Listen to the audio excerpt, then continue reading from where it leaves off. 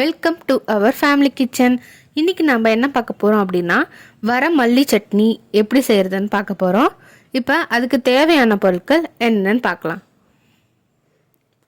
வர மல்லி கொஞ்சம் எடுத்துக்கோங்க, புளி கொஞ்சமாக, பூண்டு, சின்ன வெங்காயம், தக்காளி, கருவேப்பிலை, அரை மூடி தேங்காய்.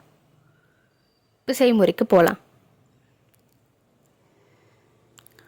வரமல்லியை கடாயில் நல்லா வறுத்து எடுத்துக்கங்க. எண்ணெய் ஊற்றாமல் நல்லா வறுத்துக்குங்க. நல்லா வறுத்து தனியாக எடுத்து வச்சுருங்க. அடுத்தது வரமிளகாவை தனியாக வறுத்துக்குங்க. தேவையான பொருட்களை வரமிளகா சொல்லியிருக்க மாட்டேன், இதில் சேர்த்துக்குங்க. வரமிளகாவும் நல்லா வறுத்து எடுத்து தனியாக எடுத்து வச்சுக்கோங்க.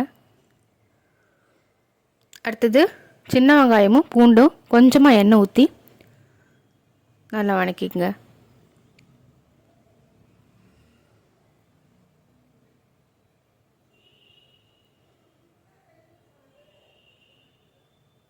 நல்லா வணக்கினதுக்கப்புறமா தக்காளி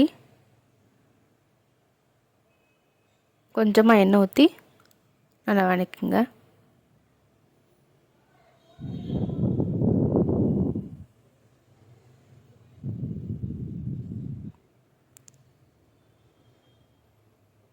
நல்லா ப்ரௌன் கலரில் வர வரைக்கும் நல்லா வணக்கி எடுத்துக்கோங்க. அதுக்கப்புறமா கருவேப்பிலை, இப்போ நம்ம வறுத்து வச்சுருந்தா வரமல்லி, வரமிளகா இது எல்லாத்தையும் நம்ம அரைச்சி எடுத்துக்கலாம். கொஞ்சமாக உப்பு போட்டு அரைச்சி எடுத்துக்கோங்க. அதுக்கப்புறம் திருவின தேங்காவை போடுங்க.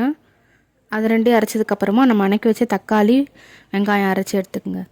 இந்த மாதிரி வீட்டில் நீங்களும் ட்ரை பண்ணி பாருங்கள். இது சாப்பாட்டுக்கு மட்டும் இல்லை, தோசை, சப்பாத்தி இது எல்லாத்துக்குமே நம்ம இதை தொட்டு சாப்பிடலாம். இதே மாதிரி நீங்களும் வீட்டை ட்ரை பண்ணி பார்த்துட்டு எப்படி இருக்குன்னு கமெண்ட்டில் சொல்லுங்கள். இதே மாதிரி ஒரு நல்ல ரெசிபியோட அடுத்த வீடியோவில் உங்களை சந்திக்கிறேன். மறக்காமல் சப்ஸ்கிரைப் பண்ணி பக்கத்தில் இருக்க பெல்லையும் கிளிக் பண்ணுங்கள். அப்போ தான் நான் போடுற வீடியோ உங்களுக்கு நோட்டிஃபிகேஷனாக வரும். தேங்க்ஸ் ஃபார் வாட்சிங்.